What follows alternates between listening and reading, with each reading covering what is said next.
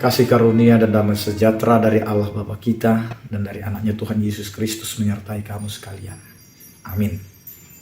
Bapak, Ibu, dan saudara-saudara yang dikasih oleh Tuhan kita Yesus Kristus dimanapun kita berada, mengawali aktivitas kita, marilah kita mendengarkan firman Tuhan yang tertulis dalam 1 Yohanes pasal 4 ayat 18. Demikianlah dikatakan, di dalam kasih tidak ada ketakutan, kasih yang sempurna melenyapkan ketakutan, sebab ketakutan mengandung hukuman, dan barang siapa takut, ia tidak sempurna di dalam kasih. Demikian firman Tuhan. Bapak, Ibu, dan saudara-saudara yang dikasih oleh Tuhan kita Yesus Kristus, ketika Allah yang penuh kasih memberikan hidupnya untuk mengasihi manusia dan memberikan dirinya untuk keselamatan manusia, sehingga kita menerima kasih Allah yang tulus, kasih Allah yang menyelamatkan, kasih Allah yang membuka hati dan pikiran kita untuk keluar dari rasa ketakutan, dari rasa was-was, dari rasa yang mengerikan, yaitu ketika kita hidup dalam keberdosaan, maka sebenarnya kitalah yang harusnya dihukum, kitalah yang sebenarnya harus mengalami kematian. Tetapi rasa ketakutan itu telah diambil alih oleh Allah dengan pernyataan kasih-Nya melalui Yesus Kristus. Kasih itulah yang akhirnya membuat kehidupan kita menjadi orang-orang yang percaya, yang memiliki keyakinan, yang memiliki kemampuan untuk berani. Karena jelas firman Tuhan mengatakan dalam kasih tidak ada ketakutan.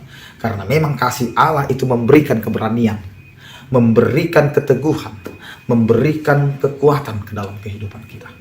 Karena rasa takut itu akan membuat kita lemah, akan membuat kita jatuh, akan membuat kita tidak yakin akan kehidupan. Karena itu Bapak, Ibu, dan saudara-saudara, kasih, di dalam kasih tidak ada ketakutan. Yang kedua, kasih yang sempurna melenyapkan ketakutan.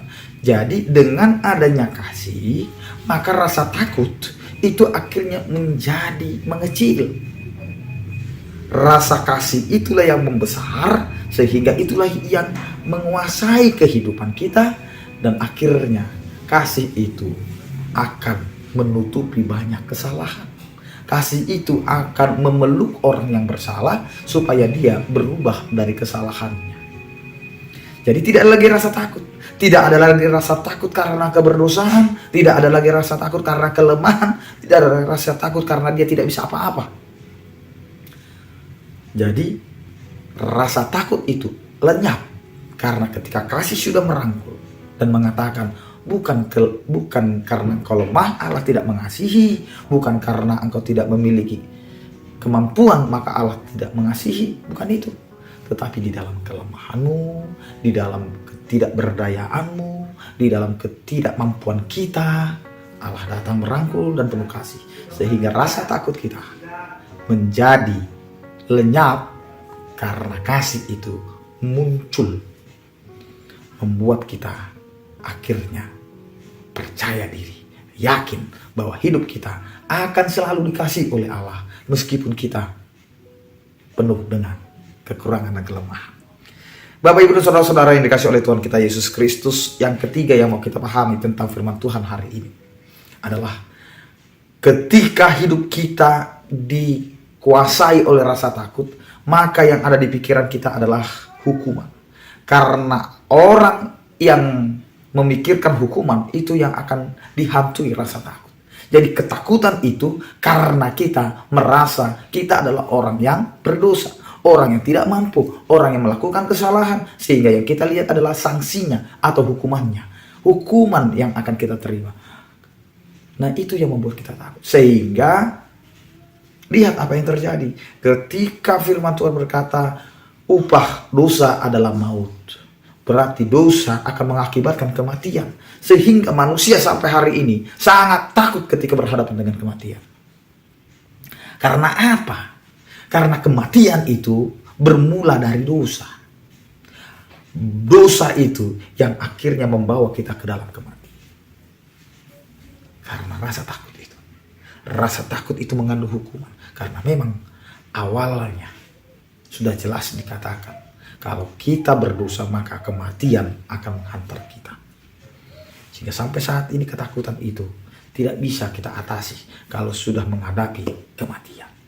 Bapak, Ibu, dan saudara-saudara yang dikasihi oleh Tuhan kita Yesus Kristus. Tetapi firman Tuhan hari ini menegaskan, siapa atau barang siapa yang masih hidup dalam ketakutan, dia tidak sempurna di dalam kasih. Jadi ketika kita harus hidup menjadi orang percaya, tidak lagi dihantui oleh rasa takut menghadapi apapun, meskipun harus menghadapi kematian, meskipun harus menghadapi penderitaan, meskipun harus menghadapi pergumulan, karena hidup kita sudah di dalam kasih Allah. Kasih Allah itu yang akan menguatkan kita, yang akan meyakinkan kita, dan yang akan menghilangkan atau melenyapkan rasa takut dalam kehidupan kita. Karena kasih Allah begitu nyata, meskipun kita berdosa. Saya, kamu, dan kita semua berdosa. Tapi kasih Allah tidak bisa dihalangi untuk mengasihi hidup kita dan memberikan kehidupan supaya kita tidak takut lagi dengan apa yang akan kita hadapi, tetapi kita akan tetap mengingat kasih Allah ada di tengah-tengah dan ada di dalam kehidupan kita. Amin. Kita berdoa.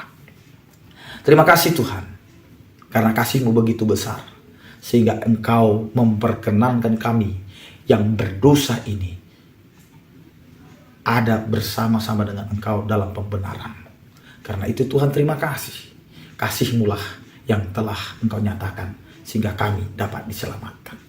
Ya Tuhan, berkatilah setiap aktivitas kami, pekerjaan kami, agar apa yang kami kerjakan Tuhan itu menjadi kemuliaan bagi nama-Mu dan menjadi sukacita di dalam kehidupan kami. Berkatilah Tuhan setiap jemaat-Mu, setiap umat-Mu yang percaya, yang sakit Engkau berikan kesembuhan, yang berduka Engkau berikan penghiburan, yang bergumul Engkau memberikan penyertaan. Terima kasih Tuhan. Anugerah Tuhan kita Yesus Kristus, kasih setia daripada Allah Bapa, dan persekutuan Roh Kudus itulah yang menyertai kamu sekalian. Amin. Selamat beraktivitas, tetap andalkan Tuhan dalam kehidupan kita. Tuhan Yesus memberkati kita. Horas.